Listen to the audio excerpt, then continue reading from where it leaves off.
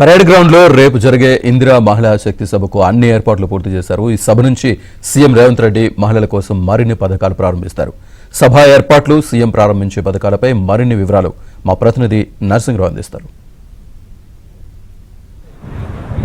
జాతీయ మహిళా దినోత్సవ వేడుకల్ని అత్యంత వైభవంగా నిర్వహించాలని తెలంగాణ సర్కారు డిసైడ్ అయింది. అందులో భాగంగా పరేడ్ గ్రౌండ్లో 1,00,000 మందితో భారీ బహిరంగ సభకి ప్లాన్ చేసింది. రాష్ట్ర వ్యాప్తంగా 1,00,000 మంది మహిళల్ని ఈ సభకి తరలించాలని చెప్పి డిసైడ్ అయింది. రేపు సాయంత్రం 6 గంటలకి మహిళా శక్తి సభ పరేడ్ గ్రౌండ్లో ప్రారంభమవుతుంది. దీనికి ముఖ్యమంత్రి రేవంత్ రెడ్డి ముఖ్య అతిథిగా హాజరవుతా ఉన్నారు. రాష్ట్ర మంత్రులు కూడా హాజరు కాబోతా ఉన్నారు. ఈ సభా వేదిక నుంచి మహిళల కోసము మరిన్ని పథకాలని ముఖ్యమంత్రి రేవంత్ రెడ్డి ప్రారంభించబోతా ఉన్నారు. సో ఎంతో ప్రతిష్టాత్మకంగా తీసుకుని సభ నిర్వహిస్తున్నటువంటి తెలంగాణ సర్కారు అందుకు సంబంధించినటువంటి ఏర్పాట్లని పరేడ్ గ్రౌండ్లో చేస్తూ ఉంది. ప్రస్తుతం మనము పరేడ్ గ్రౌండ్లో చూస్తూ ఉన్నాము. ఏర్పాట్లని 1,00,000 మంది మహిళలు కూర్చునే విధంగా సీటింగ్ అరేంజ్మెంట్స్ చేస్తూ ఉన్నారు.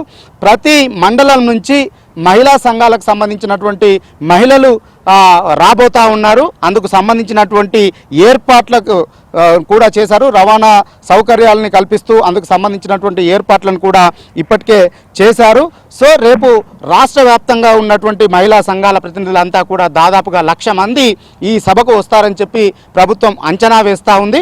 అయితే ఇప్పటికే మహిళా స్వావలంబన కోసము అనేక సంక్షేమ పథకాలని, ప్రత్యేక కార్యక్రమాలని చేపట్టామని చెప్పి తెలంగాణ సర్కారు చెప్తా ఉంది. అందుకోసం అనేక కార్యక్రమాలు తీసుకున్నట్లుగా కూడా చెప్తా ఉంది.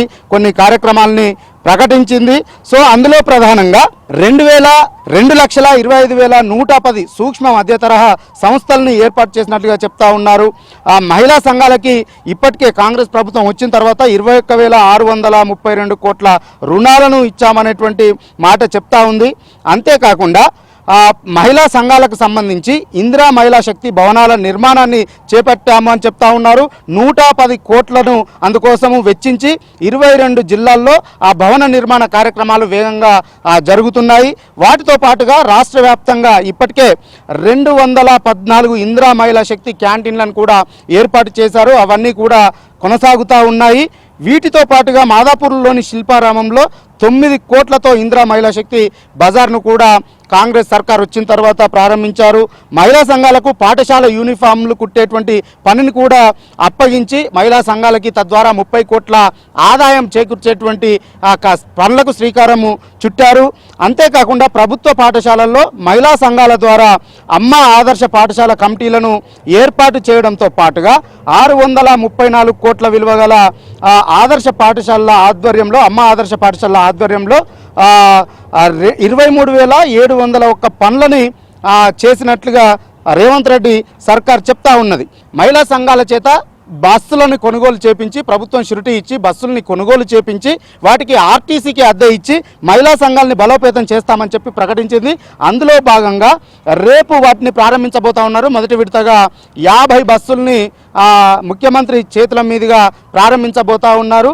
రాష్ట్ర వ్యాప్తంగా 32 జిల్లాల్లో జిల్లాకు 2 మెగావాట్ల చొప్పున మొత్తం 64 మెగావాట్ల సోలార్ ప్లాంట్ల నిర్మాణ పనులను సీఎం రేవంత్ రెడ్డి ఈ సభా వేదిక నుంచి రేపు లాంఛనంగా ప్రారంభిస్తారు.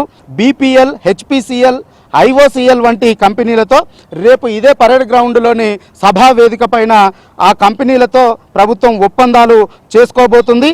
ఇక ఇటీవల మరణించినటువంటి 400 మంది మహిళా సంఘ సభ్యులకు 40 కోట్ల ప్రమాద బీమా చెక్కుల్ని కూడా ముఖ్యమంత్రి రేవంత్ రెడ్డి చేతుల మీదుగా పరేడ్ గ్రౌండ్ సభా వేదిక నుంచి అందించబోతా ఉన్నారు.